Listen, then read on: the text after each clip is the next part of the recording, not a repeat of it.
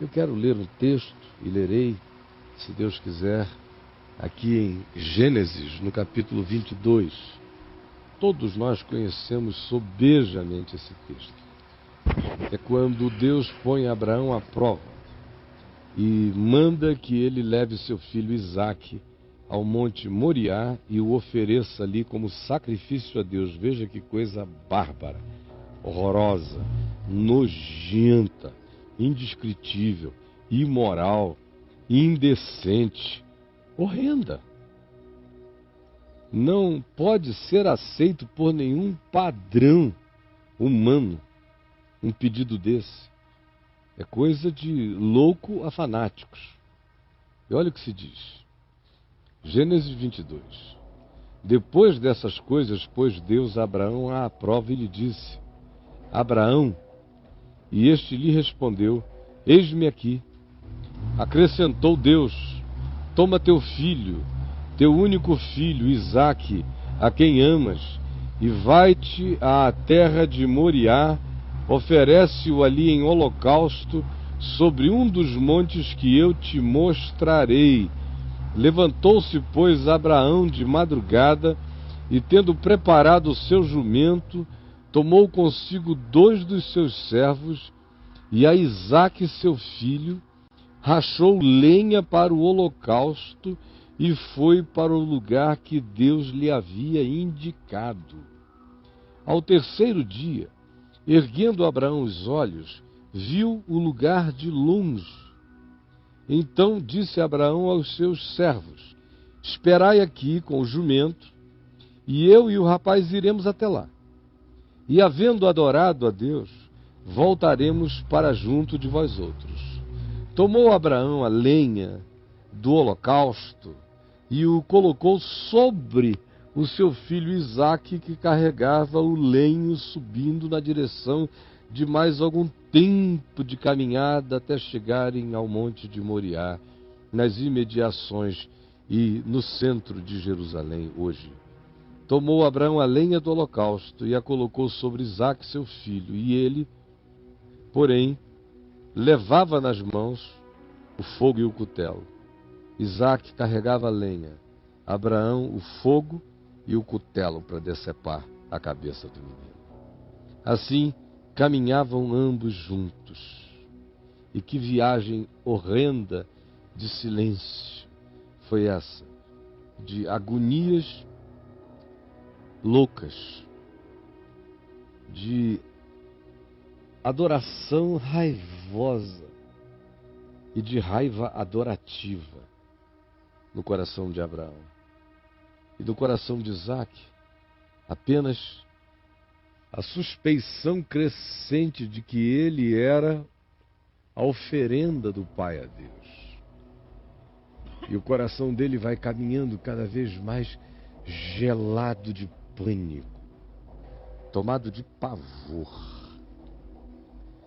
Foi quando Isaque disse a Abraão: Meu pai. Então respondeu Abraão: Eis-me aqui, meu filho. Perguntou-lhe Isaque: Pai, eis o fogo. E mais do que o fogo, eis aqui a lenha. Mas onde está o cordeirinho para ser colocado e sacrificado como holocausto?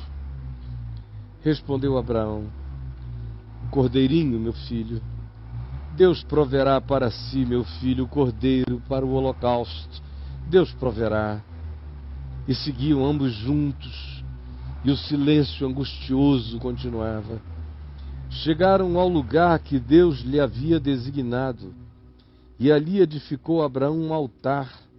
Sobre ele dispôs a lenha, amarrou Isaque seu filho, e o deitou no altar, em cima da lenha, e, estendendo a mão, tomou o cutelo para imolar o filho. Mas do céu lhe bradou o anjo do Senhor, ele com o cutelo erguido para imolar o filho, quando do céu lhe bradou o anjo do Senhor: Abrão, Abrão! Ele respondeu: Eis-me aqui. Então lhe disse o anjo: não estendas a mão sobre o rapaz, e nada lhe faças, pois agora sei que temes a Deus, porquanto não me negaste o filho, o teu único filho.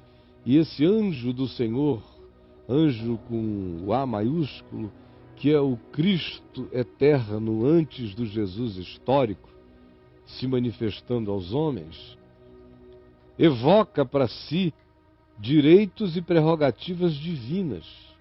Quando diz: não estendas a mão sobre o rapaz e nada lhe faças, pois agora sei que temes a Deus, porquanto não me negaste o filho, o teu único filho. Portanto, na escritura dos judeus, no Velho Testamento, no Gênesis, existe não só esta, mas uma quantidade enorme de afirmações no Gênesis, em Êxodo, no livro de Juízes, em outros lugares onde esse anjo do Senhor, esse Cristo antes do Jesus histórico, se manifesta, recebe adoração como Deus. É Cristo presente na vida de Abraão, e Jesus viria a dizer depois acerca de Abraão, deste dia e de muitos outros dias: vosso pai Abraão viu os meus dias e regozijou-se. Tendo Abraão erguido os olhos, viu atrás de si um carneiro preso pelos chifres entre os arbustos. Tomou Abraão o carneiro e o ofereceu em holocausto em lugar do seu filho. E pôs Abraão por nome àquele lugar o seguinte nome: o Senhor proverá. Daí dizer-se até ao dia de hoje: no monte do Senhor se proverá. Então do céu bradou pela segunda vez o Cristo antes do Jesus histórico, o Cristo eterno. O anjo do Senhor falou a Abraão e disse: jurei por mim mesmo. Veja como esse anjo do Senhor é Deus. É Deus com o poder de se manifestar aos homens. É o Cristo eterno se manifestando antes do Jesus histórico. Disse: jurei por mim mesmo, e não se arrependerá, diz o Senhor. Porquanto fizeste isso, e não me negaste o teu único filho, que deveras te abençoarei, e te abençoarei a descendência como as estrelas dos céus e como a areia na praia do mar. A tua descendência possuirá cidades dos seus inimigos. Nelas serão benditas todas as nações da terra, porquanto obedeceste a minha voz. Então voltou Abraão aos seus servos, e juntos foram lá para o sul de Israel, para Berseba, aonde ele, àquela altura, fixou a sua residência. Eu já preguei sobre esse texto aqui centenas e centenas de vezes, sobre uma quantidade enorme de aspectos diferentes, e não é sobre nenhum desses que eu já falei abundante e sobejamente no passado, e ano passado, e outro dia, e toda hora, que eu quero falar nesta manhã. Não. Hoje de manhã, eu quero pensar com você exclusivamente apenas sobre um único aspecto dessa história, acerca do qual, durante toda a minha vida, eu nunca vi ninguém falar a respeito. E para mim ele é um dos efeitos desse acontecimento mais marcados do ponto de vista da humanidade dos envolvidos. Porque é claro que para nós, pessoas da fé, e da fé em Jesus e do Evangelho, esse texto aqui fica revestido de manifestação da fé em obediência, que vence o absurdo e caminha na direção da instrução, nos mostra como a fé transcende a moral, a fé transcende a ética, a fé transcende os bons costumes, a fé está para além dos acordos imediatos entre os humanos. A fé é loucura. Isso está claro, que a fé é loucura. E que com base nessa fé não dá para se construir nenhum tipo de moral que se ensine aos homens como uma coisa divina, Porque Deus está frequentemente chocando as médias humanas, indicando e fazendo escolhas e manifestando desejos e expressando a sua vontade em direção a coisas que nos são completamente inconcebíveis. Nas Escrituras, eu digo. Na nossa vida e no nosso cotidiano hoje, se alguém me manda levar um filho meu para ser imolado num altar, eu repreendo em nome de Jesus e é para sair mesmo. Porque Jesus nunca pediu e nem pedirá de ninguém que faça isso. Jefté, um dos juízes de Israel, um tempo depois de Abraão, já bem depois, praticamente 450 anos, 480 anos depois de Abraão, resolveu fazer um sacrifício de tipo semelhante a Deus, dizendo: se tu nos deres vitória sobre os nossos inimigos, a primeira pessoa da minha casa que me venha saudar quando eu volte da campanha militar, eu oferecerei a Deus em sacrifício. Isso foi abominável diante de Deus, porque Deus não pediu isso de Jefté. Jefté quis ser o Abraão de si mesmo, atendendo a uma solicitação do seu ego e da sua justiça própria, de uma barganha pagã, maligna e diabólica que ele estava propondo a Deus, enquanto Abraão foi constrangido por uma voz divina absurda a andar na direção de algo que ele abominava com todas as expressões do seu ser, e andou para praticar, esmagado pela consciência superior de que ele não podia negar que Deus era Deus falando com ele.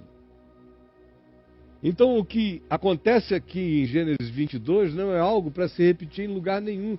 Jefté tentou fazer, isso foi abominável a Deus, e toda a Escritura manifesta esse tipo de holocausto, de qualquer forma de sacrifício, seja humano ou até mesmo o holocausto que se fazia sem que Deus pedisse, como foi o caso de Saul, que aquilo era abominável diante de Deus.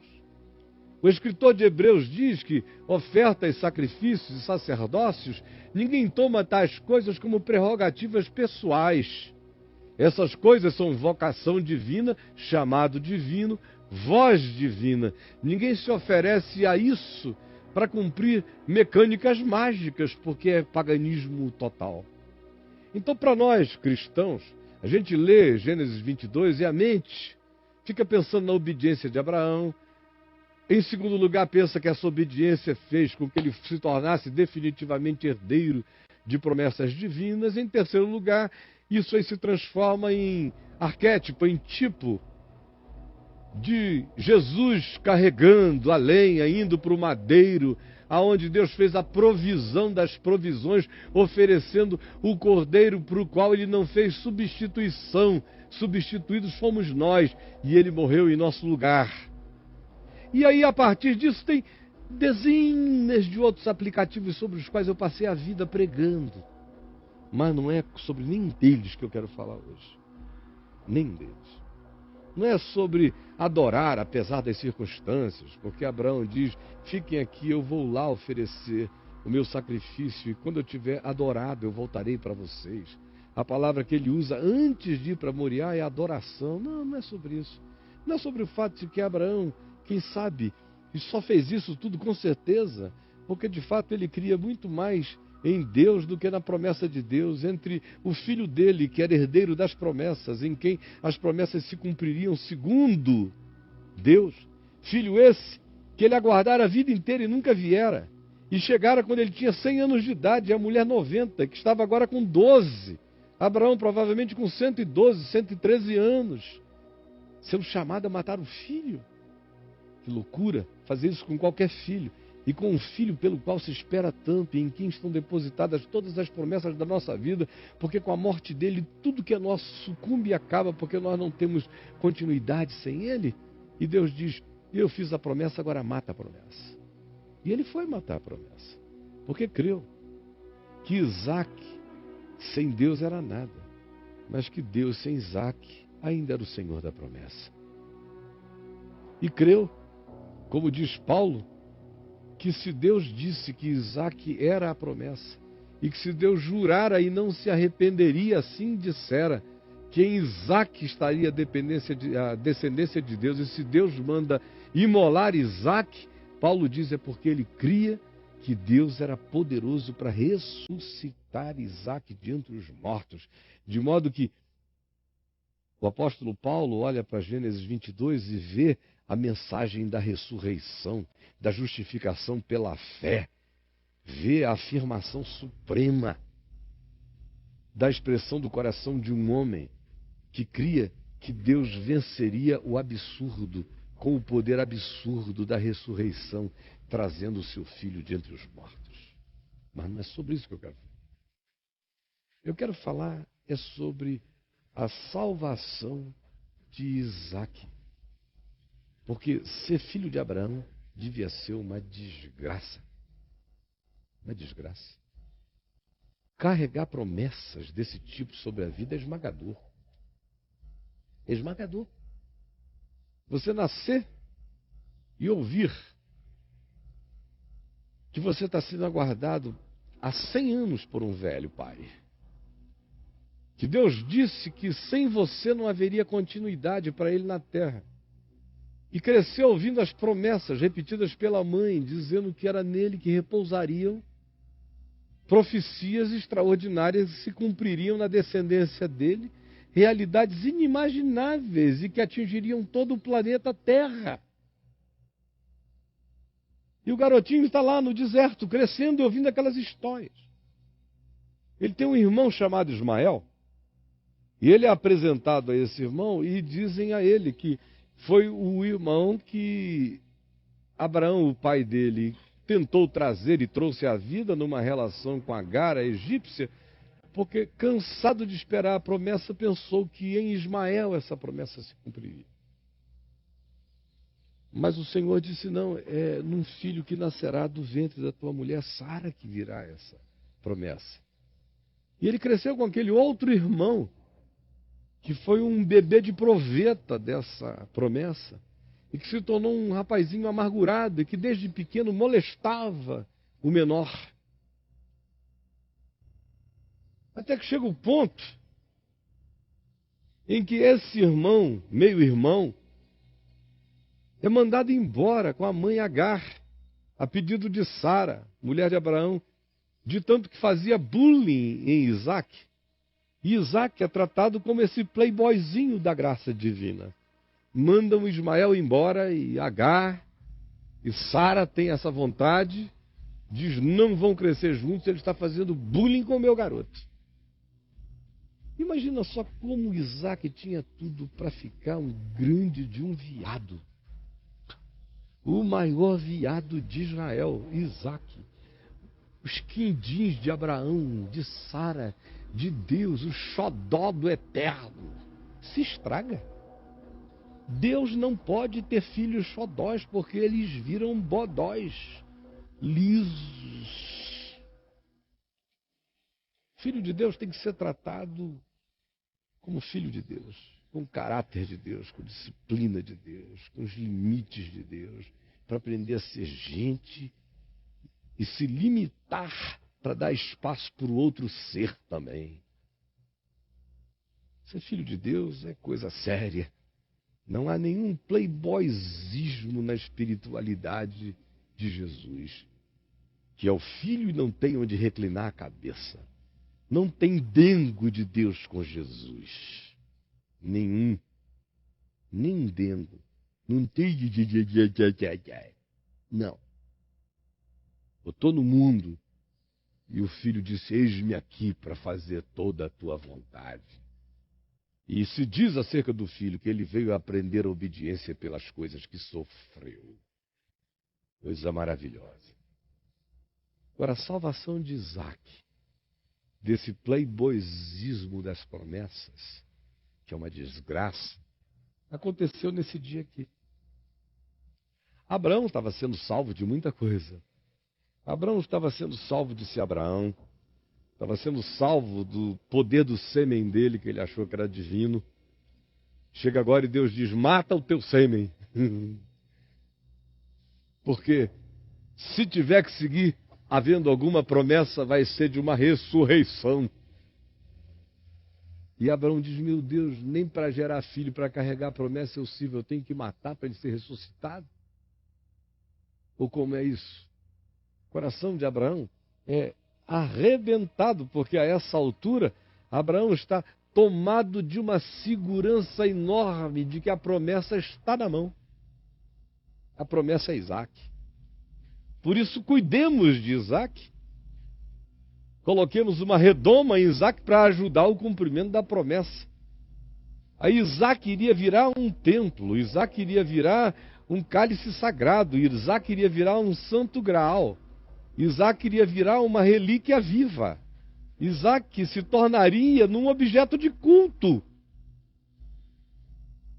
Já imaginou? Isaac sem Gênesis 22, sem essa pedagogia que desaviada a promessa, desobjetifica a promessa, desmaterializa o poder da promessa, relativiza o portador da promessa e diz, creio na promessa, mas muito mais do que qualquer coisa, creio no caráter do prometedor. E não cultuem nenhuma concreção que se relacione ao que tenha sido prometido e que tenha já se tornado história e materialidade diante de vocês. Porque senão isso vira inevitavelmente em doença, em idolatria no coração dos Abraões e das Saras dessa devoção. E se torna em playboyismo destrutivo, em espiritualidade de caprichos, em luciferianismo no coração dos Isaques, filhos dessa adulação. Então Abraão estava sendo salvo de umas coisas tantas. Isaac estava sendo salvo de ser o encarnador das promessas. Onde está o cordeiro? Papai. E o Senhor dizia, o Senhor proverá para si, meu filho. Na realidade, no fim dessa viagem, o que fica no coração dos dois, de Abraão e de Isaac, é que Deus não precisa deles. E esse é o momento mais libertador da vida de um ser humano na Terra. De um ser humano que ama Deus, que anda com Deus, que tem palavra de Deus, promessas de Deus. Ele precisa chegar num momento na vida em que ele aprende a lição das lições. Deus me chamou. Deus me ungiu. Deus me separou e me falou com clareza o caminho que eu devo seguir. E eu tenho peregrinado nesse caminho como um hebreu na fé. Não estou tomando posse de todas as promessas ainda, mas há uma promessa que tem que se cumprir nos meus dias antes que eu morra, senão não haverá sucessão nem continuidade de nada. Então vem Isaac, e aí Abraão entra num estado no qual ele continua a ser hebreu porque ele é um nômade que mora em tendas. Mas o coração dele perdeu o espírito hebreu na hora que ele disse, a promessa está na mão. Promessa está na mão, Abraão deixou de ser hebreu. Agora ele é dono, ele é gestor.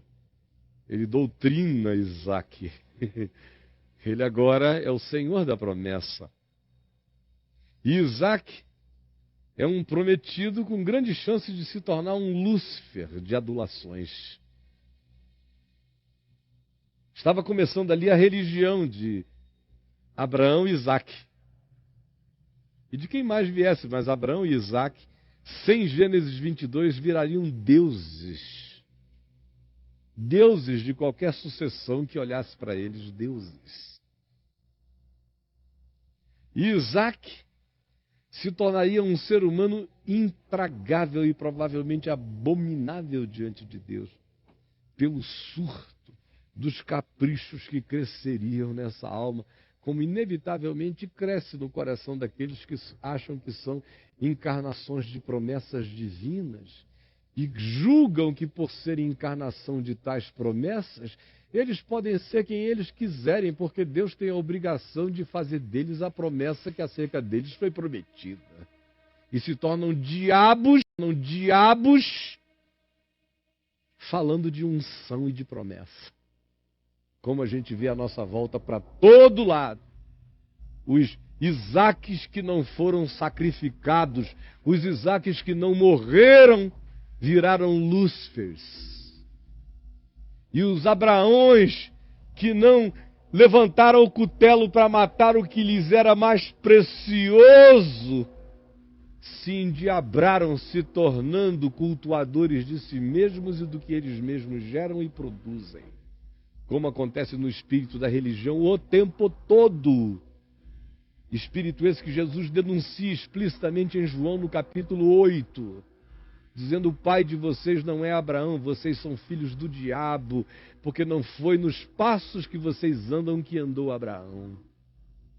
Vocês estão andando nos passos de um outro, do caprichoso, do homicida, do playboy luciferiano. Isso que vocês se tornaram filhos de Deus, na vida de vocês é equivalente a filhos do diabo. Cada vez que vocês dizem nós somos filhos de Deus, os céus ouvem isso como nós somos filhos do diabo, porque a vida de vocês é uma blasfêmia.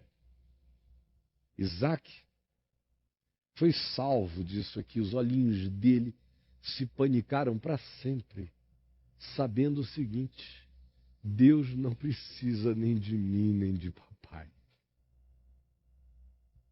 Foi o que Abraão aprendeu. Deus não precisa de mim nem de Isaac. E é o que Jesus veio a dizer depois: porventura não sabeis que destas pedras Deus pode suscitar filhos a Abraão? Dessas pedras podem nascer filhos a Abraão. A gente está falando de Deus. Deus não está encurralado em nada. Nem em Abraão, muito menos em Isaac, nem em mim, nem em você. Dessas pedras Deus pode suscitar filhos a Abraão. Isaac ficou tão saudavelmente traumatizado com o que aconteceu, que no resto do livro de Gênesis e daí para frente, se fala o Deus de Abraão, o temor de Isaac e o Deus de Jacó. Já prestou atenção nisso, Tony? Daí para frente, não é mais o Deus de Abraão, Isaac e de Jacó, é o Deus de Abraão, o temor de Isaac e o Deus de Jacó. É lindo, está explícito que Isaac foi salvo pelo trauma. Assim como Paulo, não dizem, 1 Coríntios 15, que ele foi salvo ex trauma, quando ele diz que foi tirado pelo trauma como fórceps, ele era um nascido fora de tempo. Depois de todos, Jesus foi visto também por mim, ex trauma, como um nascido fora de tempo. Existe diferença entre traumas saudáveis e traumas doentios. O trauma saudável, só Deus produz em nós. Eu tenho os meus santos traumas saudáveis.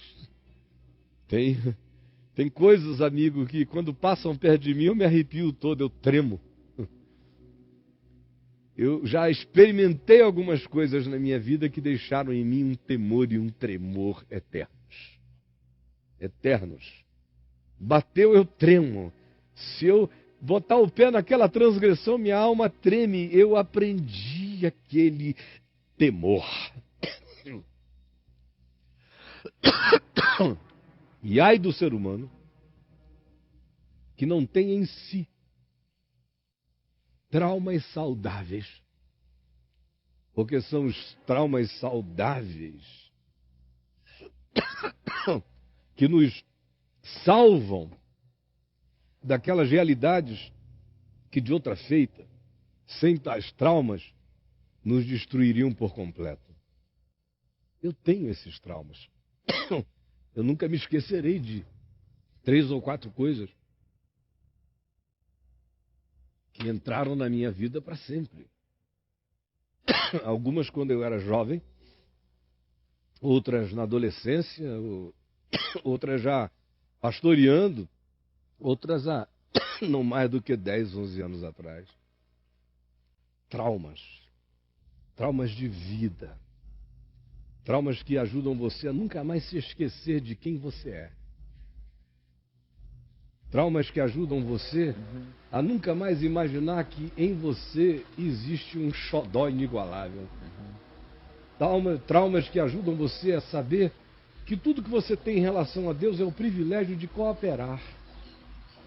Mas se você não quiser cooperar, Ele não está sem ação na terra.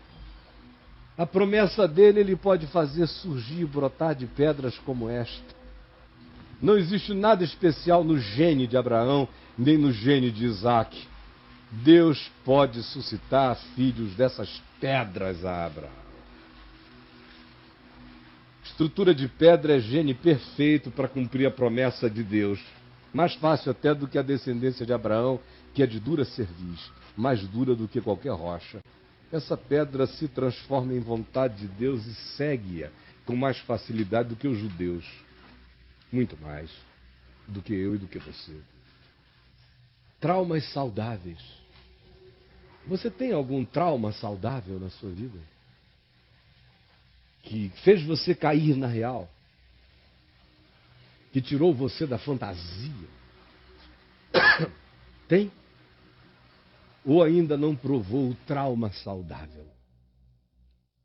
Que é o que implantará em você o temor do Senhor que previne o mal na vida da gente. Porque o temor de Deus não é medo de Deus, é sabedoria divina, prevenindo o mal no meu coração. Prevenindo a minha autointerpretação narcisista. Me responda. Ou será que o que não falta desesperadamente na sua vida não são marcos desse temor, desse susto, dessa loucura, dessa certeza de que eu não tenho do que me gloriar, porque não sou eu, nem são os meus genes. Eu sou totalmente prescindível, expendable, completamente. Portanto, eu não tenho nada que eu não tenha recebido.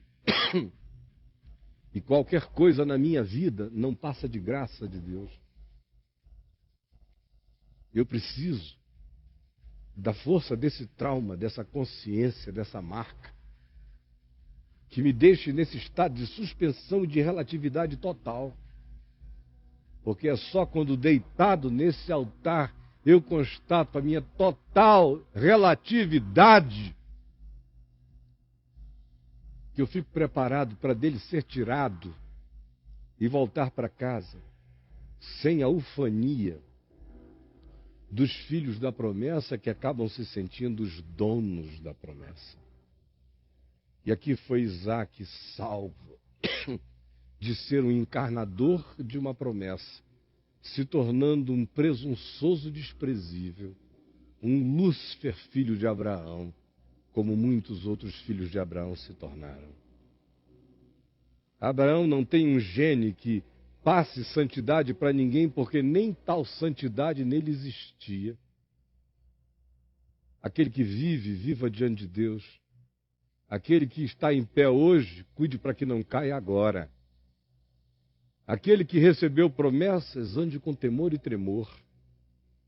Aquele que tem recebido graça, não se jacte de nada. Sirva tudo e ofereça tudo como privilégio. A minha pergunta a você é esta: você foi salvo por um trauma divino? Ou será que você até hoje não está salvo porque não entendeu ou não recebeu ainda o trauma da salvação na sua vida? Considere os traumas que podem lhe salvar e a ausência de traumas que estão lhe arruinando. Eu vejo pessoas que passam por calamidades